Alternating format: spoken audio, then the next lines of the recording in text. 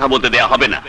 আমার উকিলের দরকার নাই, আপনি হুকুম দিলে আমি তারে জিগাই জিগাই সে চুপ থেকে কেন আদালতে সময় নষ্ট করতেছে। আমার হাতে সময় খুব কম হুজুর, হাসপাতালে আমার স্ত্রী মৃত্যুর সাথে লড়াই করতেছে।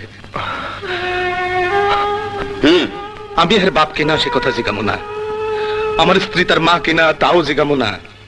কার বুকের দুধ খায় সে মানুষ হইলো, কার পিঠে চড়ে সে পাঠশালায় গেল, আমি কিছুই জিগামো না। কেমনে জিগাই?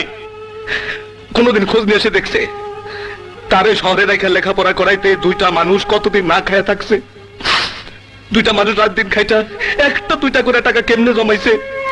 তার পরীক্ষার ফিস দেওয়ার জন্য শরীরের রক্ত কেমনে বেচছে?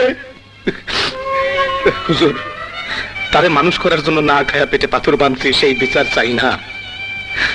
বিচার চাই না, তার জন্য গরুর দুধ বেচছি, হাঁস মুরগির ডিম বেচছি, তার জন্য স্ত্রীর শেষ সম্বল গয়না বেচছি। আমি এই সবের কোনো বিচার চাই না হুজুর। আমি চাই আমার ওই জমি, আমার আর কিছু নাই হুজুর। যা বেচা আমি আমার স্ত্রীর বাঁচাইতে পারি, সে ওই জমি আমার ধোকা দিয়ে লেখা নিছে। আমি মূর্খ মানুষ, সরল বিশ্বাসী টিপস হইতেছি।